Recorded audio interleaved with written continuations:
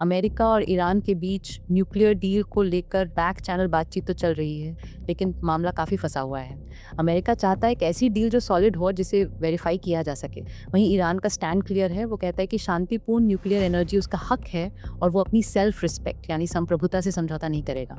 लेकिन ट्विस्ट ये है कि टेबल पर बातचीत चल रही है और ज़मीन पर सेना एक्टिव हो रही है। एक तरफ अमेरिका ने पर्शियन गल्फ में अपनी नेवी की मौजूदगी बढ़ा दी है, तो दूसरी तरफ ईरान ने भी स्ट्रेट ऑफ हॉर्मुज के पास मिलिट्री ड्रिल शुरू कर दी है। अब यहाँ एक जरूरी बात समझिए, ये जो स्ट्रेट ऑफ हॉर्मुज है, ये दुनिया का सबसे इंपॉर्टेंट समुद्री रास्ता है। दुनिया का एक बड़ा हिस्सा तेल इसी रास्ते से आता है। अगर यहाँ जरा भी हलचल हुई तो पेट्रोल डीजल के दाम और ग्लोबल महंगाई सीधे आसमान छूने लगेगी। अब बात करते हैं इस खेल के तीसरे बड़े प्लेयर यानी चीन की। ऐसी खबरें हैं कि ईरान चीन से एडवांस डिफेंस सिस्टम लेने की फिराक में है। हालांकि चीन ने इस पर अभी तक पत्ते नहीं खोले हैं और बस इतना कहा है कि वो अपने रूल्स के हिसाब से ही एक्सपोर्ट करता है। देखा जाए तो चीन और ईरान की दोस्ती काफी गहरी है। चीन ईरान के तेल का बड़ा खरीदार है और 2021 में इनके बीच एक लंबी पार्टनरशिप भी साइन हुई थी। सिर्फ यही नहीं, चीन, ईरान और रूस मिलकर समंदर में वॉर गेम्स भी कर रहे हैं, जो अमेरिका की टेंशन बढ़ा रहा है। हैरानी की बात यह है कि एक तरफ चीन ईरान की नजदीकियां बढ़ रही हैं, तो दूसरी तरफ शी जिनपिंग अमेरिका के साथ भी रिश्ते स्टेबल रखने की बात कर रहे हैं। यानी कंपटीशन भी है और बातचीत का दरवाजा भी खुला है। तो अब सवाल है कि आगे क्या होगा। एक्सपर्ट्स मानते हैं कि अगले कुछ हफ्ते बहुत क्रूशियल है। अगर कूटनीति काम कर गई तो मार्केट में शांति रहेगी, लेकिन अगर बातचीत फेल हुई तो मिलिट्री टेंशन और इकोनॉमिक अनिश्चितता बढ़ना तय है। साफ है कि फारस की खाड़ी का ये मुद्दा सिर्फ दो देशों का नहीं बल्कि पूरी दुनिया की एनर्जी सिक्योरिटी और ग्लोबल ट्रेड से जुड़ा है। आपको क्या लगता है, क्या ये मामला बातचीत से सुलझेगा? अपनी राय कमेंट्स में जरूर बताएं। अगर आपको ये डीप एनालिसिस पसंद आया तो चैनल को सब्सक्राइब करें। शुक्रिया।